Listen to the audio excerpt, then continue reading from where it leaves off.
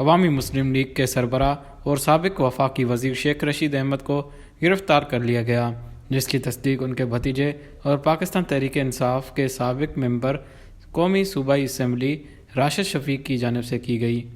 سربراہ عوامی مسلم لیگ کے بھتیجے راشد شفیق کے مطابق راولپنڈی پولیس نے سابق وفاقی وزیر کو 12:40 پر نجی ہاؤسنگ سوسائٹی میں ان کی رہائش گاہ سے گرفتار کیا۔ شیخ رشید کے عملے نے انہیں کال کر کے گرفتاری کی اطلاع دی۔ راولپنڈی پولیس کی بھاری نفری رہائش گاہ پر پہنچی۔ دوسری جانب اسلام آباد پولیس کا کہنا ہے کہ سابق وفاقی وزیر کے خلاف اسلام آباد کے رہائشی راجہ عنایت کی مدعیت میں مقدمہ درج کیا گیا تھا۔ انہیں گرفتار کر کے تھانہ آپ پارہ منتقل کیا گیا ہے اور آج علاقہ مجسٹریٹ کی عدالت میں پیش کیا جائے گا۔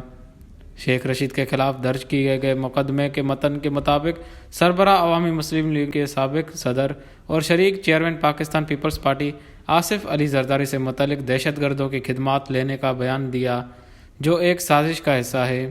مدعی مقدمہ نے موقف اختیار کیا کہ شیخ رشید سازش کا ذکر کر کے پیپلز پارٹی اور پاکستان تحریک انصاف کے درمیان دشمنی اور سابق صدر آصف زرداری کے لیے مستقل خطرہ پیدا کرنا چاہتے ہیں۔